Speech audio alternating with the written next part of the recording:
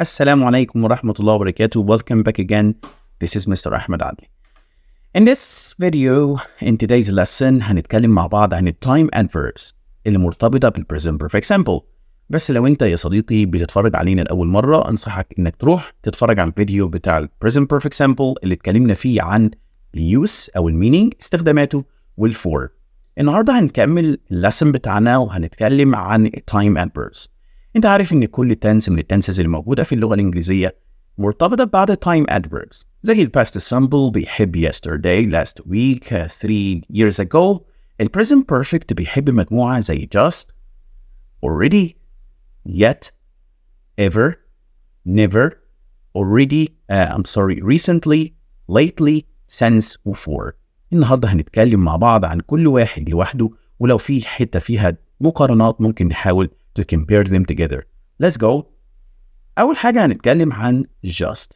المعنى just معناها short time ago. معناها short time ago. Example: She has just sent me a message. I am opening it. She has just sent me a message. I am opening it. هي لسه تون بعتلي رسالة وأنا بفتحها. just المعنى إيه يا شباب؟ المعناها short time ago. مكانها فين؟ middle possession. يعني middle possession قبل ال past participle، وبنستخدمها غالبا في الافirmative. يبقى just short time ago middle possession، وبنستخدمها في الافirmative أو الإثبات. Number 2 lately و recently تقريبا هما الاثنين نفس المعنى. lately recently معناها مؤخرا. Example: I haven't seen him lately. I haven't seen him lately. أنا ما شفتوش مؤخرا. I have joined the music club recently. I have joined the music club recently. يبقى هنا lately و recently نفس المعنى، معناهم مؤخرا. البوزيشن بتاعهم بيجي في الend position في النهاية. I haven't seen him lately. I have joined the music club recently. يبقى بيجوا في النهاية. Number 3 yet. yet معناها up till now. حتى الآن. up till now كده أخذنا المعنى up till now. طيب look at this example. Have you got married yet? انتوا يا شباب have you got married yet؟ اتجوزتوا؟ طبعا هنا استخدمنا yet في ال end position في النهاية، وبنستخدمها mainly في questions في الأسئلة. طبعا الرد not yet أو we haven't got married yet. أنا برضو بستخدمها في ال end position أو في النهاية في negative structures. يبقى كده yet معناها up till now المعنى، البوزيشن في الاند بوزيشن لو انت عايز تاخد نوت في النهايه، وكمان بنستخدمها mainly في الكويشنز لو حابب اسال سؤال، او في النيجاتيف sentences لو انا بعمل نيجاتيف sentence I haven't got married yet. زي مثلا مستر احمد have you finished the video؟ خلصت الفيديو؟ sorry I haven't finished yet. يبقى كده اخدنا just short time ago، اخدنا lately و recently، اخدنا yet. يلا ننتقل ل already. already معناها actually done. already معناها actually done أو بالفعل. البوزيشن بتاعها غالبا بتيجي في middle position.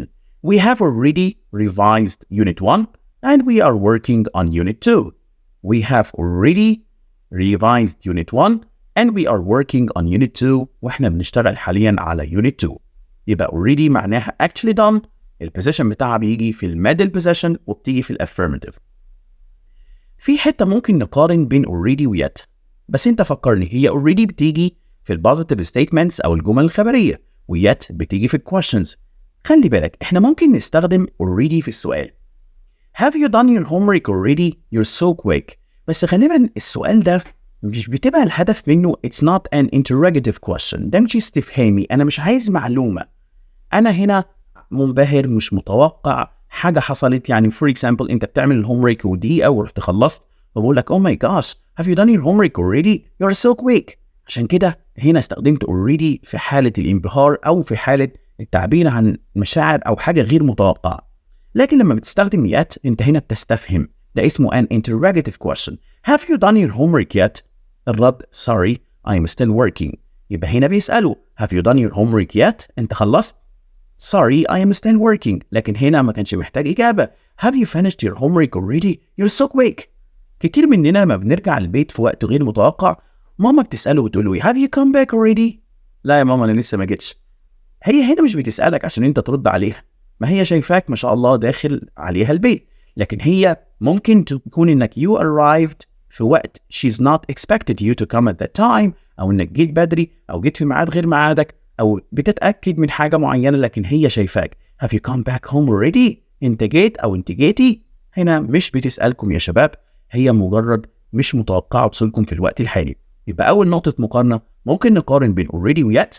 already بتيجي في نهاية السنتن، من نهاية الكويشنز، بس مش الأسئلة اللي هي بنستفهم بيها وبنسأل بيها عن حاجة، لأن هي للأسف مش غرضها الاستفهام، هي غرضها إن أنا يعني مش متوقع حاجة حصلت معينة. لكن yet بتيجي في نهاية الأسئلة اللي فيها توقع. يعني for example لو أنت عرفت إن صاحبك مثلا اتجوز، فأنت لما شفته أنت already عارف، فأنت بتقول له have you got married already؟ have you got married already؟ congratulations، مبروك عليك، أنت عارف. لكن لو أنت قابلت حد ما تعرفوش وحبيت تسأله السؤال الغلس have you got married yet؟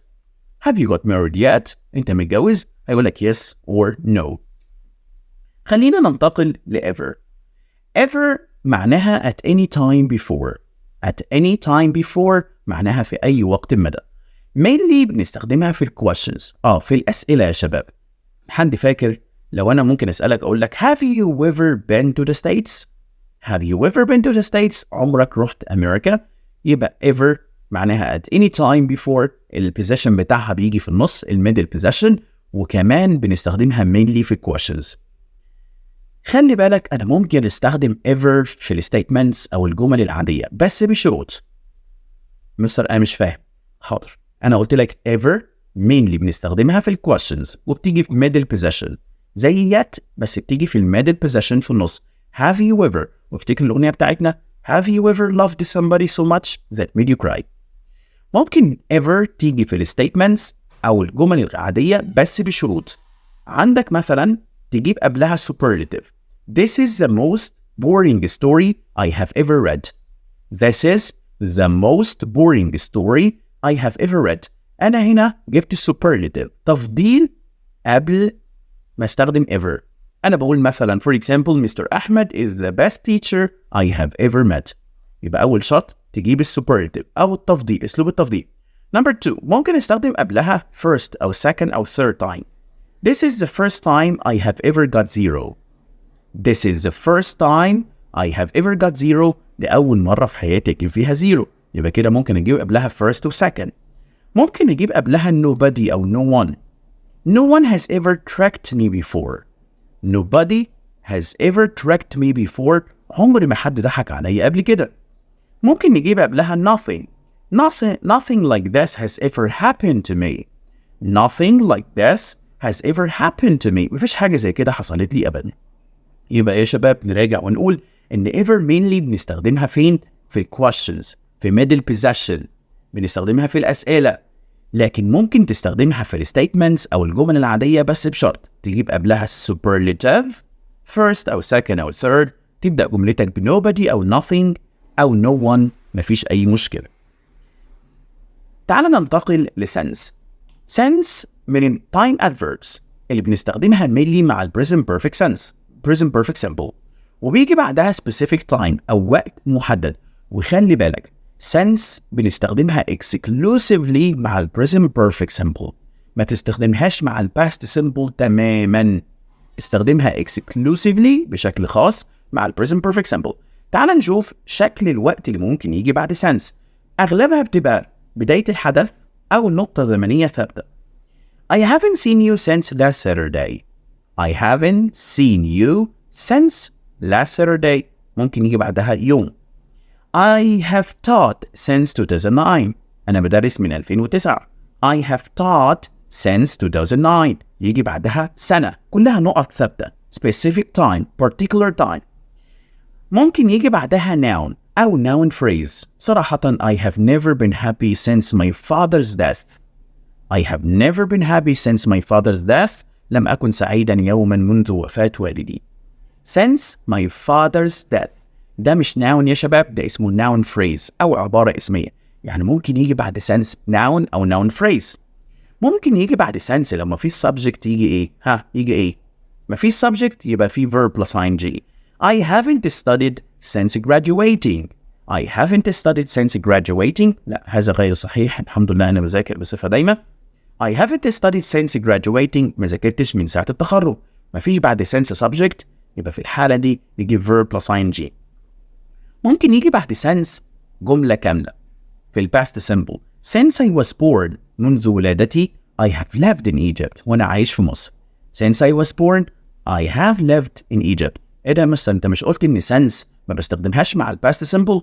ماشي أوكي، ما المين verb أو الفعل الأساسي I have left ده يعتبر present perfect simple، لكن أنا بقول لو جاء بعد since جملة في الحالة دي تبقى في ال past simple. Since I was born I have lived in Egypt. بعد since example كمان I haven't studied since I graduated. ادي جملة كمان في ال past simple. وخلي بالك التايم clause او الجملة دي تيجي في الاول او في الاخر. ممكن تقول since I graduated I have not studied، او I have not studied since I graduated. شايف الاشكال اللي بتيجي بعد since؟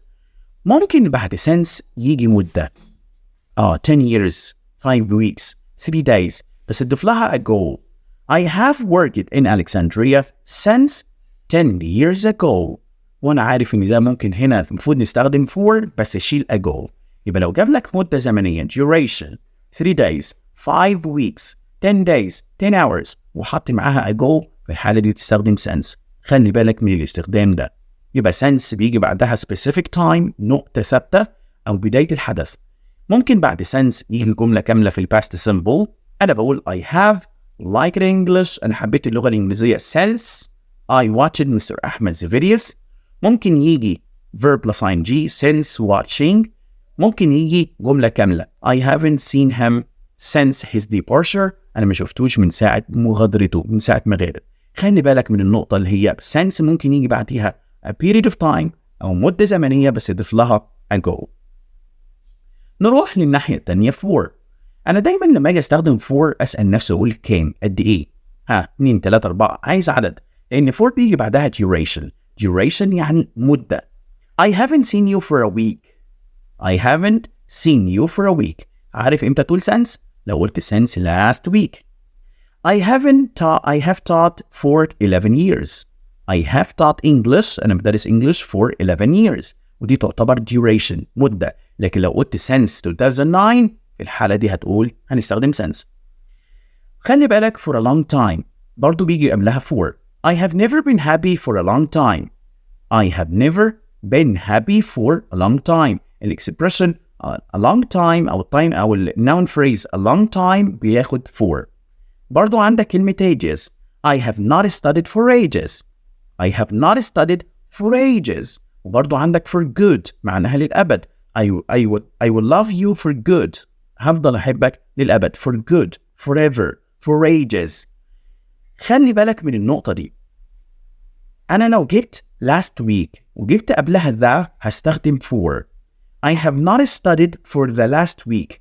مثلا أنت مش قلت since last week؟ ماشي، أنا فعلا قلت since last week، بس since last week ما في the. لو قال لك the last week the last month the last year the last century في الحالة دي هنقول for the last week for the last century for the last year. I have never hurt anyone for as long as I remember. التعبير بتاع as long as I remember في الحالة دي بنستخدم معاه for. I have never hurt anyone، أنا عمري ما جرحت حد أو أذيت حد for as long as I remember. ودي كده يعتبر نهاية الادverbs. احنا كده اتكلمنا عن just و yet و already و since و for و ever و never و recently و lately. بعض important structures المهم جدا لازم ناخد بالنا منها. عايز أأكد عليك في الستراكشرز دي خاصة لما تيجي تستخدم ال present perfect. احنا ممكن نقول it's ونجيب بعدها مدة it's a long time, it's 10 years, it's 5 days, since وال past simple. It's a long time since he visited us. نخلي بالنا من الستراكشر ده. It's a long time since he visited us. لو انت عايز تبدل ال present simple اللي قبل كلمة a long time تخليه present perfect برضو ينفع. It has been a long time since he visited us. ولاحظ ان الجملة اللي بتيجي بعد since او time clause اللي بتيجي بعد since بتبقى في ال past simple. It has been a long time since he visited us. او it's a long time since he visited us. ده صح وده صح. برضو خلي بالك من الفرق بين has gone to وhas been to وhas been in. نخلي بالنا من ال important structures دي. طيب has gone to gone أولها إيه؟ أولها حرف G يبقى هو go راح وما جاش. He's gone to Aswan. He's visiting Abu Simbel Temple tomorrow. وبكرة هيزور أبو سمبل تمبل يبقى هو راح ولا رجع؟ لا كده لسه هناك عشان الايتينري أو البلان بتاعه هيزور بكرة أبو سمبل تمبل يبقى he's gone. ودايما في الامتحانات يقول لك إيه؟ where is mom؟ هي فين؟ فبيرد يقول له she's gone ولا she's been؟ لا طبعا she's gone to the market لأن هي مش موجودة. نخلي بالنا ب has been to. has been to أولها حرف B been يبقى back. He went and came back. He's been to Aswan. He's so tired. هو تعبان عشان لسه راجع من أسوان. ودايما برضو نفس الجملة يجيب لك يقول لك let me help with the shopping bags. هات يا ماما شيل عنك الأكياس دي يلا هات. ليه؟ She's been to the market. لسه راجعة من الماركت. طب أحيانا ببقى مش عارف هي راحت ورجعت ولا راحت وما رجعتش. يعني مثلا my uncle Paris for several years. طب يا ترى رجع ولا ما رجعش؟ طب يا ترى هو لسه عايش هناك؟ احنا ممكن نستخدم has been in. has been in معناه stay أو live أو عايش في مكان معين. I have been in Alexandria for 8 years now. معناها إن أنا عايش أو مستقر في اسكندرية. يبقى لو راح يبقى has gone to. رجع has been to. لو أنا مش عارف has been in. من الستراكشرز المهمة خلي بالك since احنا قلنا بنستخدمها كtime adverb مع ال present perfect simple. ليها استخدام تاني. He didn't answer the phone since he was sleeping. ايه ده لا في present perfect ولا في past simple. خلي بالك since ممكن هنا نستخدمها بمعنى because. He didn't answer the phone since he was sleeping. وفي هذه الحالة تيجي في أي tense ولا يهمك. أقول تاني حاضر since ممكن تيجي بمعنى because. because مش معناها منذ. في الحالة دي تيجي في أي جملة present past future حسب المعنى. noodles كلنا عارفين الاندومي. النودلز are popular since they're easy to cook. احنا بندور على حاجة سريعة عشان كده بنستخدم since هنا معناها because. شيلها كده وقول noodles are popular because they're easy to cook. في الحالة دي أنا مش مرتبط بتنس معين because بنستخدمها في التنسز المختلفة. يلا نراجع يا أصدقائي. النهاردة في الفيديو ده اتكلمنا عن time adverbs. أول حاجة بدأنا واتكلمنا عن just معناها short time ago. بتيجي دايما in middle possession نستخدمها في الجمل الافirmative. احنا قلنا lately و recently مفيش داعي نقارن بينهم الاتنين معناهم مؤخرا وبيجوا في ال end possession. already معناها actually done بالفعل وبتيجي في ال middle possession. ممكن تيجي في نهاية ال questions أو الأسئلة اللي أنا مش متوقع حاجة بتحصل فيها. يعني wow have we finished already؟ أخيرا خلصنا. اتكلمنا عن ever بتيجي mainly في questions بس خلي بالك في شروط معينة لو توفرت ممكن نستخدمها في الجمل العادية. أنا بقول مثلا this is the best film I have ever watched. عندنا برضو اتكلمنا عن since و for. تمام. برضو ما ننساش never بنستخدمها في الجمل العادية وبتحول الجملة ل questions. I have never seen a snake. عمري ما شفت تعبان. I have never smoked a cigarette. Thank you. This is the end of our video. لو عجب الفيديو don't forget to subscribe to my channel and like it. لو عندكم أي أسئلة أو أي طلبات أو أي حاجة مش واضحة ممكن you can write on the comments. Thank you for watching and have a good day.